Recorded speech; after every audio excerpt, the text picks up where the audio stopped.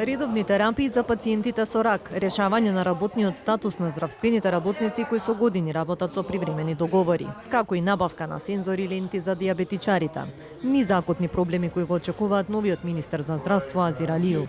Од Сојузот на диабетичари денеска за Добредојде упатија 5 прашања до него. Уште колку време ќе треба да се набават сензори ленти, зошто има недостиг од одреден инсулин и од лекот Оземпик, но и каде е најавената зголемена количина на инсулин и антидиабетна терапија со последниот тендер. И не интересира дали овие кратења, дали овие недостатоци се штедење на буџетот или се некои нивни внатрешни во министерството, не знам во кои структури, игри или лоша комуникација на штета на нас лицата со диабетес.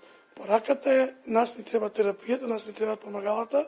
И додека Сојузот на диабетичари алармира, од Министерството за здравство тврда дека инсулин има доволно, додека пак за лентите и сензорите велат дека комисија е веќе формирана и наскоро ќе биде објавена јавната набавка.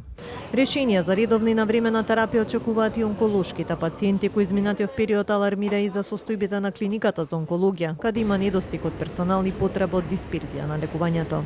Како Сдружение за пациенти со рак се надеваме на продолжување и доследно спроведување на Хема онкопланот за 2025 година.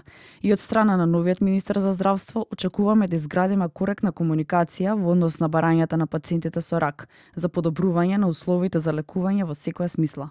Од независниот синдикат на здравствени работници велат дека мора да се реализираат најавените вработувања за да се покрие дефицитот во болниците. Едно од првите што треба да се решат е решавање на или трансформирање систематски вработени кои што работат повеќе од 5-6 години, кои што стана заборавено минато, работени кои што кога беше најтешко беа во првите борбени редови.